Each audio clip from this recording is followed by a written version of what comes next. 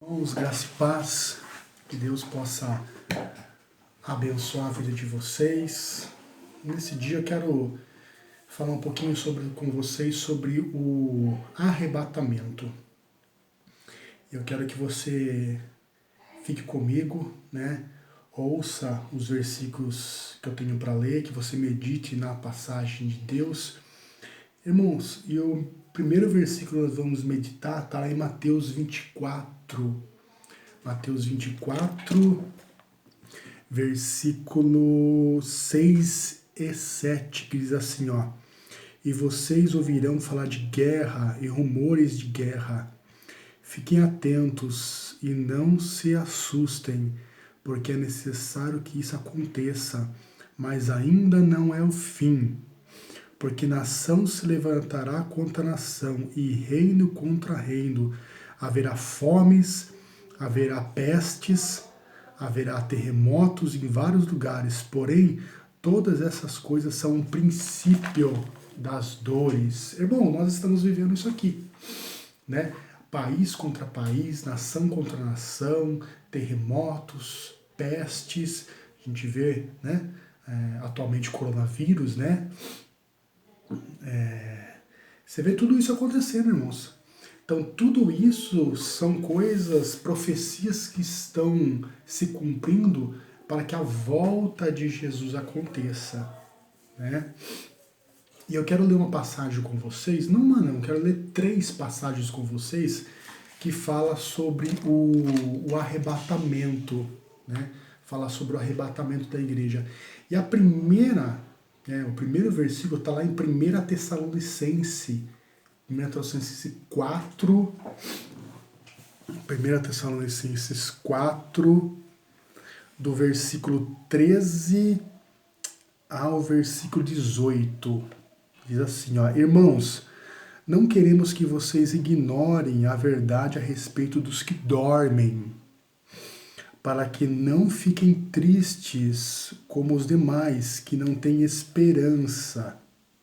Pois se cremos que Jesus morreu e ressuscitou, assim também Deus, mediante Jesus, trará na companhia dele os que dormem. E pela palavra do Senhor ainda lhe declaramos o seguinte: nós, os vivos, os que ficarmos até a vinda do Senhor, de modo nenhum precederemos aos que dormem. Porque o Senhor mesmo, dada a sua palavra de ordem, ouvida a voz do arcanjo e soada a trombeta de Deus, descerá dos céus, e os mortos em Cristo ressuscitarão primeiro. Depois nós, os vivos, os que ficarmos, seremos arrebatados juntamente com eles, entre as nuvens, para o encontro do Senhor nos ares, e assim estaremos para sempre com o Senhor. Portanto, console uns aos outros com essa palavra. Aleluia. Irmãos, aqui ele diz que o apóstolo Paulo falou assim que ele não quer que nós sejamos ignorantes sobre as pessoas que morrem. Ou seja, ele está falando aqui que todas as pessoas, todas as pessoas que morreram em Cristo, não é qualquer tipo de pessoa, pessoas que morreram em Cristo, pessoas que arrependeram dos seus pecados, pessoas que aceitaram Jesus como único e suficiente Salvador, essas pessoas, quando Jesus voltar a arrebatar a sua igreja, diz aqui que Jesus volta no céu, é tocado uma trombeta, as pessoas que morreram, elas vão sair do túmulo, os corpos serão corpos glorificados e se encontrarão com Jesus. Depois nós, se possivelmente estaremos vivos até lá, não sei, né? Depois nós também receberemos o corpo glorificado e encontraremos junto com eles nos céus, e diz aqui no penúltimo versículo, e estaremos com Jesus para sempre. Aleluia. Irmãos, todos os salvos que estão vivos até hoje anseiam por esse momento, anseiam pela volta de Jesus, anseiam pelo arrebatamento da igreja. Mas aqui, né, ele falou algumas coisas aqui. Vamos ler outros versículos que vai complementar um pouquinho mais. Tá lá também em 1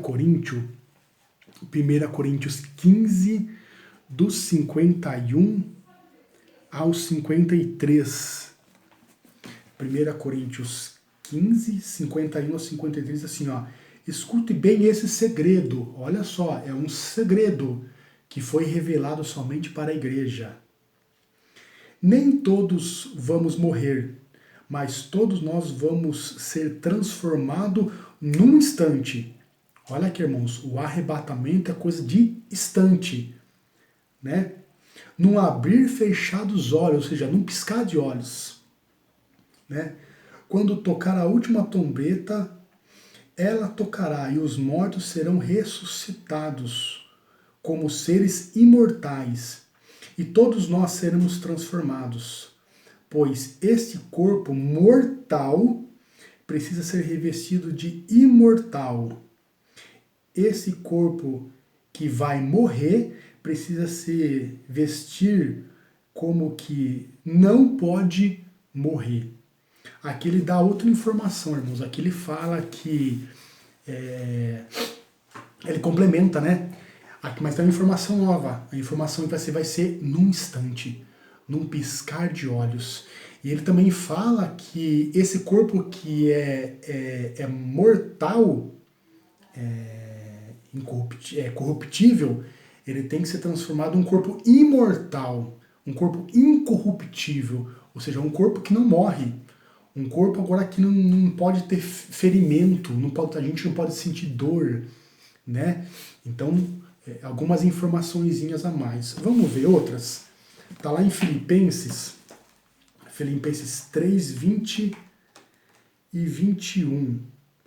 Filipenses 3, 20 e 21 diz assim, ó: a nossa cidade está nos céus, donde também esperamos o Salvador, o Senhor Jesus Cristo, que transformará o nosso corpo abatido, né? Um corpo abatido, um corpo cansado, um corpo desfigurado, um corpo, né, mortal, para ser conforme o seu corpo glorioso. Aqui dá outra informação, ó. O nosso corpo será idêntico ao corpo de Jesus.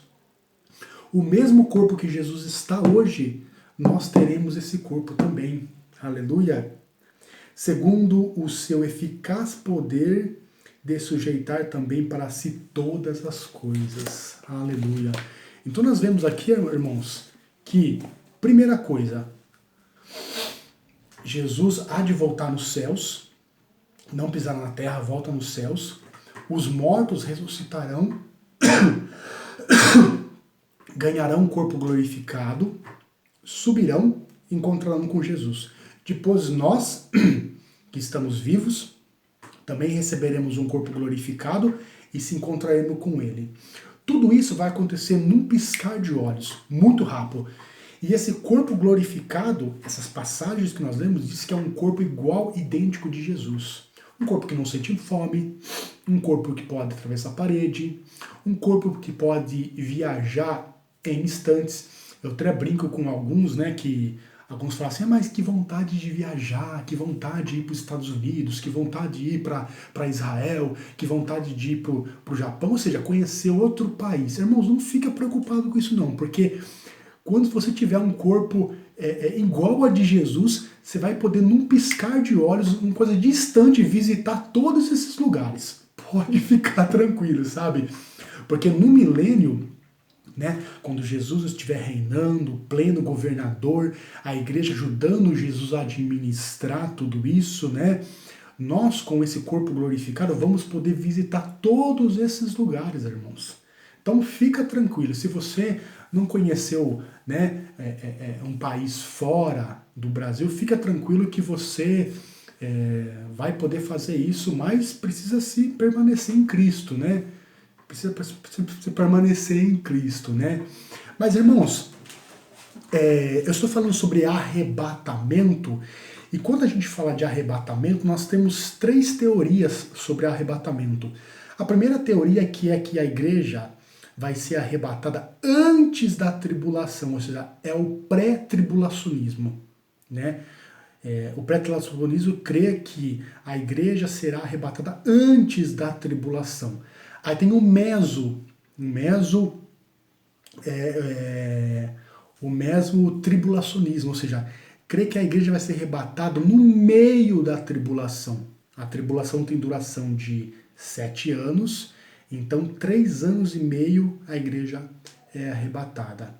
E tem a última teoria, que é o pós-tribulacionismo, ou seja, a igreja passa pela tribulação, passa pela ira de Deus, pelo esse período tão difícil que a Bíblia menciona que nunca houve, nunca haverá, irmãos, na terra esse período.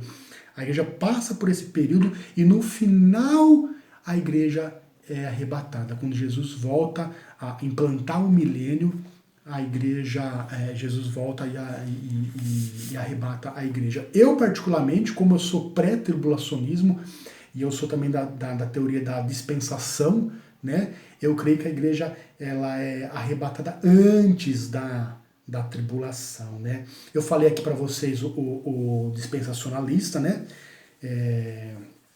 Entende-se dispensacionalismo, irmão, entende-se que como posso falar para vocês? Que a Bíblia foi dividida em 7 dispensações. 7 dispensações. E que, na verdade, cada dispensação, Deus, ele dá uma ordem para o homem, ele dá uma tarefa para o homem, ele dá algo para o homem, da qual o homem, ele não consegue fazer, ele falha. E por ele falhar, aí vem o juízo, né? Vem o juízo. Vou dar alguns exemplos aqui, eu vou citar 7 dispensações aqui. A primeira dispensação é a dispensação da inocência, ou seja, lá no Jardim do Éden, Adão e Eva, eles eram inocentes, né? Ou seja, Deus fala assim para ele, ó, não comam do fruto. O que eles fizeram? Comeram. E qual foi o juízo? Eles foram expulsos do paraíso. Com isso entrou o pecado, entrou a morte, tanto a morte física como a morte espiritual, ou seja, é uma morte que o homem não tem acesso mais a Deus. Então essa é a primeira. E depois a da consciência, ou seja, agora eles têm consciência do que é certo e do que é errado. Né? E Deus manda eles fazer, olha lá, sacrifiquem animais, obedeçam a minha palavra, e eles também, de novo, se tornam corruptos. E qual foi o juízo? O juízo foi o dilúvio. Né? E depois vem, irmãos, aí vem do governo humano, vem a da promessa, vem a da lei, e atualmente a gente está da graça, a dispensação da graça. E a dispensação da graça é que as pessoas devem se arrepender dos seus pecados, devem aceitar Jesus como o único suficiente Salvador, viver uma vida pelo Espírito Santo, obedecer os mandamentos de Deus. Mas as pessoas, muitas delas não estão fazendo isso, irmãos. As pessoas não obedecem, não aceitam Jesus. E qual vai ser o juízo? A tribulação, irmãos. A tribulação para o dispensacionalista, a tribulação vai ser o juízo de Deus para essas pessoas que não aceitaram Jesus, que negaram Jesus, e também vai ser um momento onde Deus vai trazer à tona agora Israel, porque a igreja sai de cena e volta em cena a Israel, e Deus começa a tratar com Israel agora, né? Começa a tratar com Israel. Irmãos, é um período assim bem difícil, né? A igreja não vai estar aqui na Terra. Eu creio que a igreja não vai estar aqui na Terra. A igreja vai ser arrebatada, né? E por que eu creio nisso, irmãos? Porque existem várias informações para isso, né? A Bíblia fala assim que Deus há de poupar a sua igreja da ira futura, irmãos. Ou seja, é um momento específico onde Deus derramará, irmãos, da sua ira, da sua cólera, do seu julgamento, e a igreja será poupada. Vou te passar alguns versículos para você. Você pode ler depois na sua casa, né? Então, ó, 1 Tessalonicenses 1:10, Lucas 21:36, 1 Tessalonicenses 5, do versículo 2 ao versículo 9, e Apocalipse 3, versículo 10 e versículo 11. Esses versículos diz que Deus vai poupar a sua igreja. Primeira coisa, é isso aí. A segunda coisa, irmãos, quando nós abrimos a Bíblia em Apocalipse, no primeiro capítulo, o primeiro capítulo mostra Jesus. O segundo capítulo e o terceiro capítulo fala sobre a igreja. A partir do quarto capítulo para frente, não se fala de igreja mais. Por que não se fala da igreja, irmãos? Porque a igreja não está mais aqui, a igreja foi arrebatada. Não cita a igreja mais, porque a igreja foi arrebatada. Cita a igreja só lá no finalzinho, lá em Apocalipse 19:14, que fala que a igreja volta, que não é igreja e não é noiva mais, né? Agora é esposa, nós estamos casados, porque nesse período da tribulação, se Deus me permitir, na próxima quinta-feira eu vou falar sobre a tribulação para vocês, não percam, tá? Se Deus permitir eu vou falar. Enquanto está tendo a tribulação aqui, no céu, a igreja estará no céu, vai ter vai ser o tribunal de Cristo, onde a igreja vai receber os seus galardões, e vai ser as bodas do Cordeiro. Né? Tudo isso vai estar acontecendo ali. Então, primeiro capítulo de Apocalipse fala sobre Jesus, segundo e terceiro mostra as igrejas, as 7 igrejas, e depois do capítulo 4 não mostra a igreja, não fala de igreja, mas entra só Israel, irmãos. Fala só sobre Israel, fala sobre a besta, o falso profeta, o anticristo, fala sobre Israel, vai falar sobre isso aqui também que eu vou falar para vocês, das 2 testemunhas, 144 mil. Outra coisa que eu vou falar para vocês, se a igreja estiver na tribulação, quem vai pregar o evangelho na tribulação é a igreja. Mas quando eu abro em Apocalipse, Apocalipse não diz isso, irmãos. Apocalipse diz que existem alguns personagens que vão estar pregando o evangelho nesse período. Primeiro, os 2 personagens que vão pregar o evangelho em Israel, somente para a nação de Israel, são as 2 testemunhas. A Bíblia fala disso aí. As 2 testemunhas que Deus vai levantar vão pregar o evangelho somente em Israel, ok? Só que depois, Deus levanta também os seus separados, judeus que foram separados exclusivamente para esse momento. E quem são? São os 144 mil. Esses 144 mil que são judeus, que vão ser levantados, vão receber poder do Espírito Santo, eles vão pregar o evangelho a todas as nações, irmãos. Todas as nações. É nesse período que aquele versículo que diz assim, ó, e o evangelho será pregado sobre todas as nações, então verá o fim. É nesse momento que esse versículo, essa profecia é cumprida. Agora eu fico imaginando, irmãos, pensa comigo. Em Atos, um judeu, Paulo, cheio do Espírito Santo, irmãos, cheio do Espírito Santo, um judeu pregou o evangelho naquele momento específico, né, diz a Bíblia, o apóstolo Paulo pregou o evangelho a todas as nações ali, né, a todas as nações, a todos os povos. Um judeu cheio do Espírito Santo fez isso. Eu fico imaginando agora, irmãos, olha que maravilha, aleluia, glória a Deus por isso.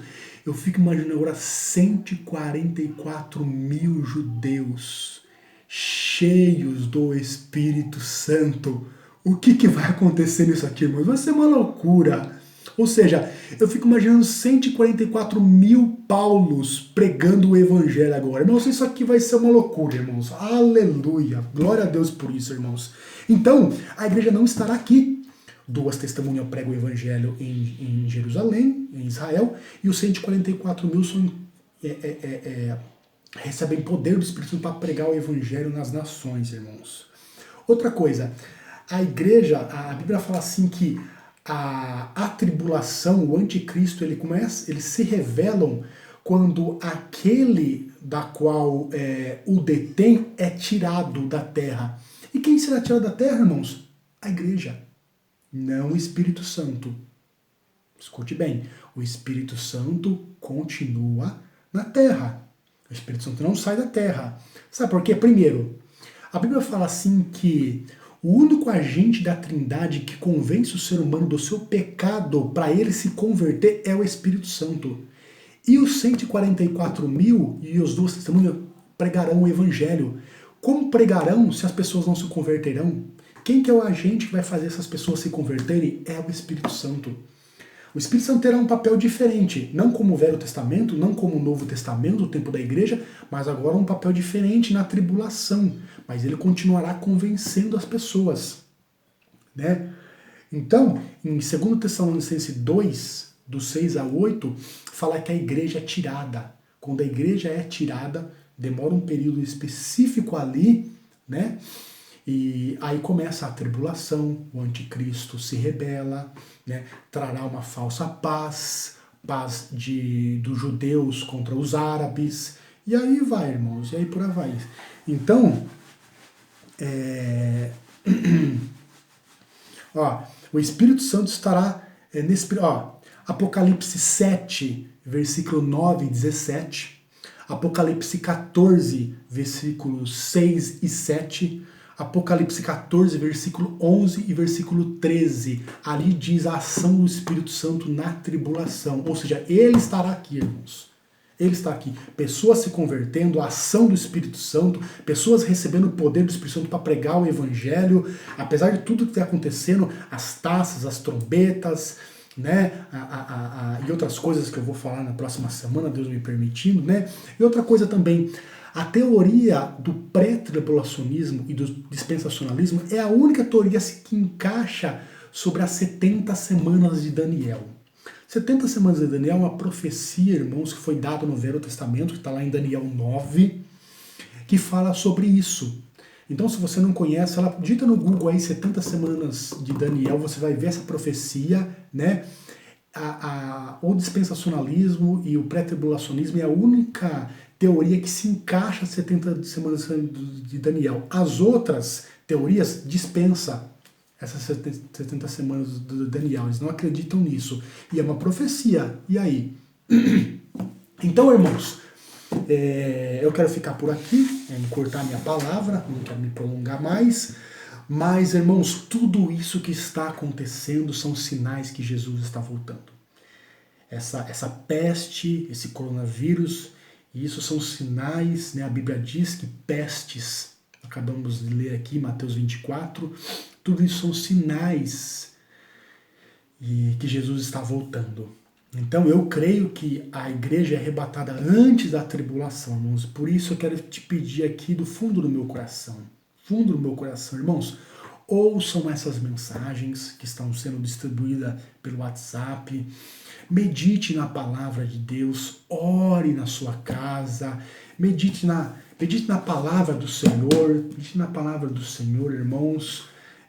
Você que tem condições e pode estar frequentando os cultos lá na casa da apóstola, vá frequentar os cultos, use máscara, álcool em gel, cuidado, né, para não colocar as mãos na cara e tudo mais.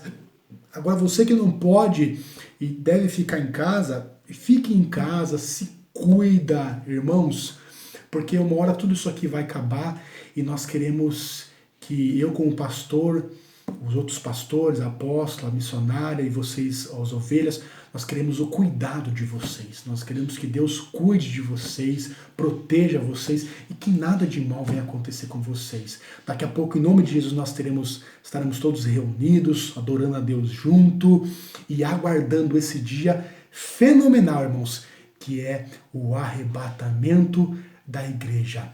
Se cuide, preserve-se, porque esse dia há de chegar, irmãos. Que Deus abençoe você, Deus abençoe a sua família e que Deus nos guarde em nome de Jesus. Amém?